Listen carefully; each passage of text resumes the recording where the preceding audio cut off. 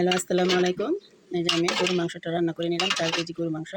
এটা সম্পূর্ণ কিভাবে আলু সহকারে রান্না করে নিলাম আপনাদেরকে এখন দেখিয়ে দিব।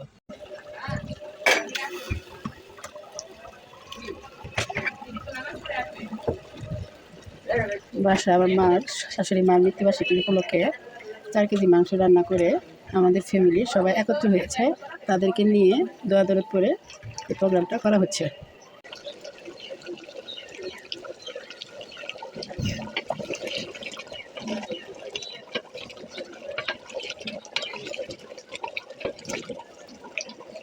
এখানে 4 কেজি গরুর মাংস রান্না করা হলো। যে দেখুন, আর কিছুক্ষণের মধ্যে এটা রান্না শেষ হয়ে যাবে। আজকে বেশি একটা ভিডিও দেখানো সম্ভব হচ্ছে না, কারণ লোকজন অনেক বাসায়, আর রান্নাও তাড়াহুড়া করে করতেছি শুক্রবার।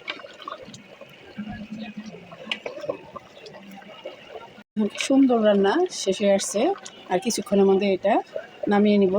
অল্প কয়েকটা আলু দেওয়া হয়েছে, কয়েকজন আলু খুব পছন্দ করে, এর জন্য। যে দেখুন, যে যেখান থেকে দেখছেন আমাকে লাইক শেয়ার কমেন্ট করে দিবেন, যেন আমি আরও নতুন নতুন রান্না নিয়ে আপনাদের মাঝে আসতে পারি। এদিকে মাসকালের ডাল, প্রোগ্রামে 1 কেজি মাসকালের ডাল উঠিয়ে দিলাম।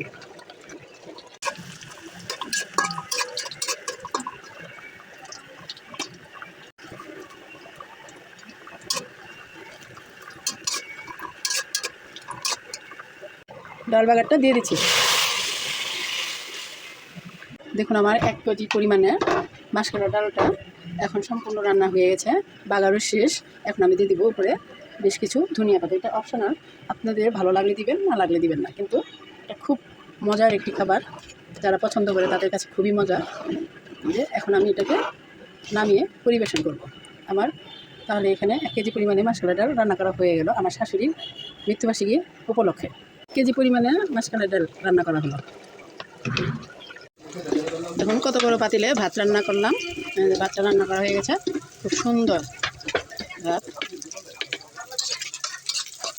বাসায় মেহমান চলে আসছে, এখন মেহমানরে পরিবেশন করতে হবে মেহমানের সঙ্গে।